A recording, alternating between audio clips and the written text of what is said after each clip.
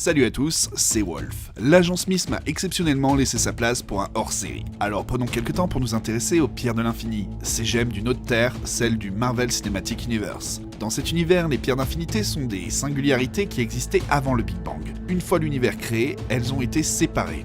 Ici, les pierres ne peuvent être touchées que par des créatures très puissantes. Elles ont été utilisées par la race de bâtisseurs les Célestes, qui les ont utilisées pour se donner de nombreux pouvoirs et pour dominer de nombreuses planètes. Cependant, les Célestes ont perdu le contrôle des pierres et celles-ci sont tombées sous le contrôle d'autres races.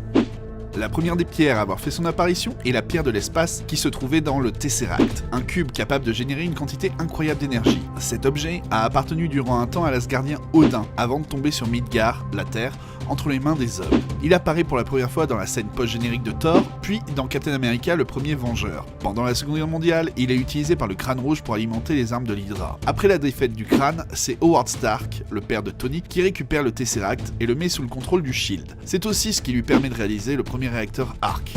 Dans le premier Avenger, on voit que la pierre peut créer des portails, que ce soit via les travaux de Selvig ou ce qui permet à Loki d'amener l'armée Chitauri sur Terre. Après l'invasion, le Tesseract retourne sur Asgard avec Thor et permet même à Heimdall de reconstituer le Bifrost, permettant aux Asgardiens d'aller d'un monde à l'autre. On peut voir Loki prendre la pierre avec lui avant de quitter Asgard avant sa destruction dans Thor Ragnarok.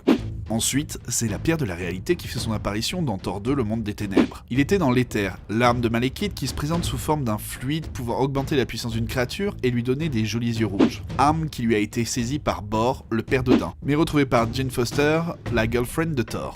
C'est bon, tu sais toujours? Après la défaite de Malekith, les Asgardiens ont pensé qu'il serait trop dangereux de garder deux pierres d'infinité au même endroit, c'est pour ça qu'ils confièrent celle de la réalité aux collectionneurs. La troisième pierre fait son apparition dans les Gardiens de la Galaxie. Il s'agit de l'orbe que vole Star-Lord au tout début de l'histoire sur la planète Morag. La pierre est activement recherchée par le fanatique Kree Ronan, qui a promis de la remettre à Thanos en échange de la destruction de la planète natale du corps des Nova, Xandar. Mais une fois la pierre entre les mains de Ronan, ce dernier décide de la garder pour lui afin de détruire Xandar lui-même. Après leur victoire contre Ronan, les gardiens décident de laisser la pierre à la protection du Nova Corp. La quatrième pierre à avoir fait son apparition est la pierre de l'esprit, qui possède de nombreux pouvoirs liés à l'esprit. La gemme n'est autre que dans le sceptre de Loki que Thanos lui a donné dans le premier Avenger. Loki a utilisé ce sceptre pour contrôler l'esprit de nombreux agents du Shield, dont Hawkeye et le professeur Selvig. La pierre lui donnait le pouvoir d'hypnotiser toute personne qu'il touchait au cœur avec la pointe du sceptre. Même si les Avengers n'ont pas découvert que le sceptre contenait une pierre de l'infini, ils ont réussi à reconnaître que le sceptre avait une signature énergétique similaire à celle du Tesseract. Après la défaite de Loki, le sceptre va aux mains du Shield. Sauf qu'avec les machinations de l'Hydra lors de Captain America le soldat de l'hiver, on peut voir que le baron von Strucker le récupère afin de mener des expériences avec. Il a alors remarqué que le sceptre permettait d'augmenter les capacités intellectuelles et même de provoquer une évolution spontanée des êtres humains. L'Hydra a alors exposé de nombreux sujets à la pierre afin de créer son propre surhumain.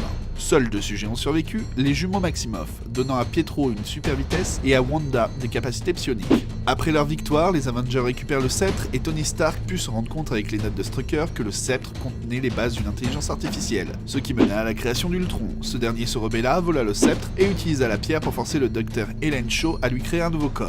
Les Avengers empêchèrent Ultron de se charger entièrement dans ce nouveau corps, Stark y injecta Jarvis, et avec l'intervention de Thor et de la gemme de l'esprit, que ce dernier avait dans une vision, la vision était née.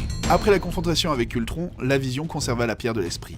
La cinquième pierre fait son apparition dans Doctor Strange. Il s'agit de la pierre du temps, et cette pierre est cachée dans l'artefact magique qui est l'œil d'Agamotto. On peut le voir à la lumière verte qu'elle émet, et a été placée là par le premier sorcier suprême, Agamotto. Strange utilise son pouvoir pour revenir dans le temps avant la destruction que Kae Celius a causée à Hong Kong, et pour forcer le démon Dormammu à quitter la Terre en l'enfermant dans une boucle temporelle. Après cette confrontation, Strange a rangé l'œil d'Agamotto à Camartage, son repère du Népal. Par la suite, dans Thor Ragnarok, on peut voir que l'œil d'Agamotto est au cou du Docteur Strange.